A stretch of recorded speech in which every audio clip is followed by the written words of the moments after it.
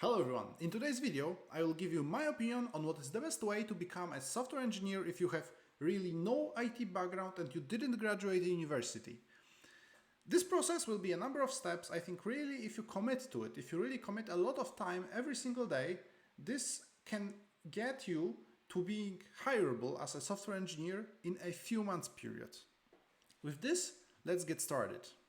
Step number one, assuming you know nothing about programming, nothing about IT. What you need to do is get yourself familiar with the basic concept. So you are going to go through an introduction course. Basically, what you want to do is go on Udemy. If you want to pay a little bit of money and look for a basic course on any programming language for beginners. Now, you can select the programming language that you want, like to just do some research, think about what's interesting for you. What I would recommend if you really have no idea, just go with Python or with JavaScript. These are the most popular right now. And I feel like the demand for them is just the biggest on the market. They are also very versatile with what you can do with them. What I would do is just come in here to YouTube, just say Python for beginners. And then it should return you a number of courses. Just don't take the sponsored one, but like here, like 1 hour, okay, 10 minutes, maybe not enough, but like a Python full course for 6 hours. This should be something golden for you, right? 5 hours, once again, you should be very good with this. Just go through this and do all the steps that the person here tells you, follow the tutorial, and you should know the basics. Once you have establish the basics, right? You know the basic syntax, you know like how to make a loop, how to write an if statement. The next step is do a simple project, meaning build a piece of software that is gonna be working, that will do something. So you don't want to use any big frameworks here. To this we will get, as in if it mentions something like React or Vue or I don't know, Django, just don't go there yet. But it should be based on a tutorial, so you are following a tutorial step by step. I will post some links to my channel, to tutorials on my channel down in the description, to the playlist that you can get. But follow it step by step, build something simple, something easy. This is a crucial step, I believe, because my thinking is you need to get building useful things as quickly as possible. Because otherwise, I am of an opinion that you will just get burned out learning the theory too much. Now, you already have the introduction course, a simple project finished, and then you are going into a complex project. By the way, a simple project you can do like 2 or 3 easily. Then a complex project, right? What you want to do is now you once again go on YouTube, go on Udemy, and find a tutorial that uses more technologies. So by now you should be getting familiar with some database technologies. And what you want to do is find a tutorial that will introduce you to the frameworks, to the different technologies. For example, we have plenty now of these videos where people show you how to build like a TikTok clone, a Twitter clone, or build something like this. So once again, go on YouTube, say TikTok clone. Right, and you should get a plenty of videos saying like something like this, right? Or something like this.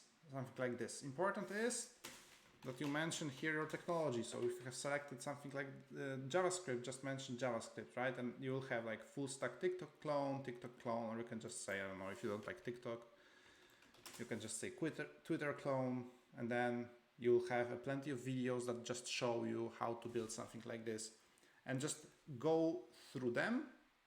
Make sure that the technology is relevant, right? So because here, if you have chosen JavaScript, this, for example, is just a Java project for you. So this is not something you want to do. Then number 4, and I think this is the critical step in every developer's kind of journey. You want to start building your own projects, and essentially the goal is to go through 1 to 3 as quickly as possible to get to this point. So right now we are forgetting about tutorials, right? No more tutorials, no more following someone step by step. What you want to do is start building your own stuff. Can be whatever, can be super simple, super silly, right? Just think about something maybe you like, I don't know, maybe you go to the gym a lot, right? Write an application that will help you track your workouts. Write an application that will help you track your nutrition, so what you're eating. Write a simple chat application. Create an app when you can store notes or your own calendar, whatever. Doesn't matter what it is. It's important that you build it from scratch on your own. Then deploy it, and that's very important. When I say that you should complete a project, especially here in this point, you should kind of start it from the beginning and end it with a deployment so that it's really usable. Just give it to your family, give it to your friends, let them use it, let them criticize you, make fun of you.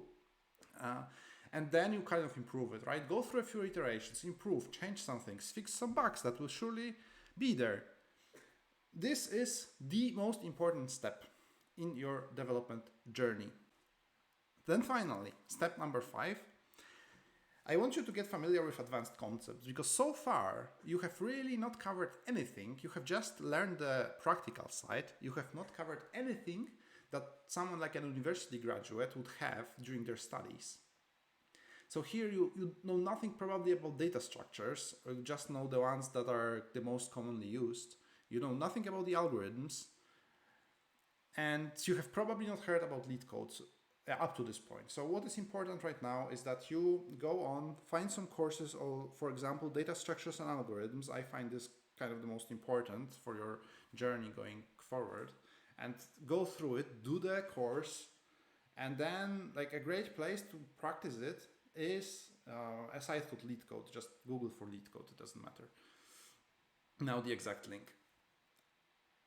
Why I put this so much down on the list as actually a last step is because I truly believe that if you start doing it at any point in time earlier, you will just get burnt out, because these are really largely not used in a high-level programming that I'm currently preparing you to do here, right?